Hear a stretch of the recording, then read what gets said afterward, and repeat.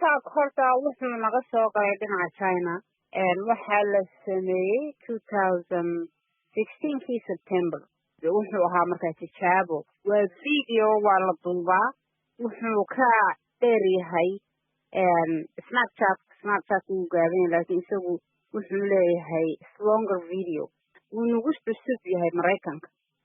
hadduu soo gaadhay marka waxay sameeyeen actually waxay soo daayeen sanadkan ay soo daayeen marka aadna way carruurta u isticmaalaan waxaa lagu duubaa ciyaalkii oo ciyaaraya wax faniya wax noocaasay ku duubaan laakiin waxayna ogeyn waalidku markuu ilmuhu soo download garto ama account-ka samaysto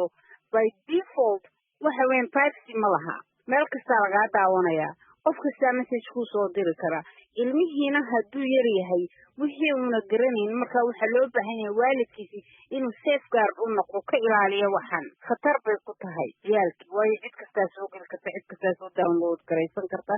ilmihii message toos baa loogu diri karaa privacy waa in loo saraab gareeyo la ilaaliyo inkastay company-gu privacy-gooda yiraahaan ilmaha 13 jir ka yar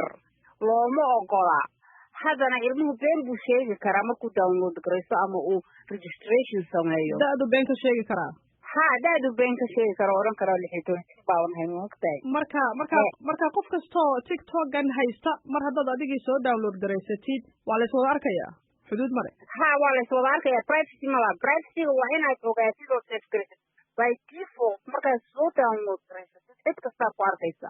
marka privacy-geeda waa inaad ogaatid oo privacy-gaaga aad xidhatid haddii kale videoga tamisa cid kasta ku arkaysa cid kasta message ku soo diraysa dee waxa weeyaan waa public marka hadda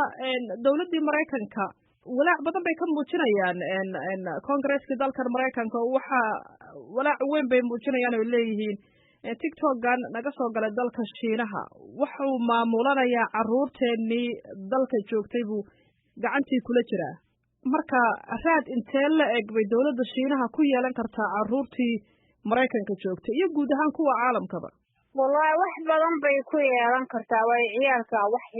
yar baa loo duufsadaa waxa weeyaan TikTok-gani waxay ku sameeyaan wax faniya iyagoo ciyaaraya iyagoo wax kasta sameynaya waa video la iska daawanayo oo wajiyay sameynayaan wax faniya sameynaya iyagoo wax faniya arkayaan laakiin isla markii haddana ciyaalka uu duufsanayaa ciyaalka maxay wax yar ayaa lagu dufsadaa meeshii locationkii basaas baa soo geli kara ciyaalka la basaasi karaa waxay jira human trafficking wax la yidhaha ciyaalka maxay ama ciyaalka bada kuwa kufsada moogtay marka ciyaalka halis bay ku tahay way privacy-na ma laha locationkiisa qofku meeshuu jooga la ogaanaya waa public waxani marka waa halis culus oo carruurta ku soo korodhay iyo waalidkaba waalidkan waxaan oran lahaa ciyaalkiinu la socda waxay isticmaalaan telefonkooda waa inaad ku xidhaan waxaa jira parents way eegi karaan waxay carruurtooda telefonka ku sameeyaan iyo waxay soo download gareeyaan moogtahay marka waa inay ilaaliyaan carruurtooda iyagay mas-uuliyaddu ka saaran tahay marka hadduu 18 jirka yareen tusaale kale waxaa la leeyahay horaantii sanadkan haddaanu ku jirno 2019 bishii 11 baan ku jirnaa waxaa soo rogatay oo application-kana isticmaashay 1 bilyan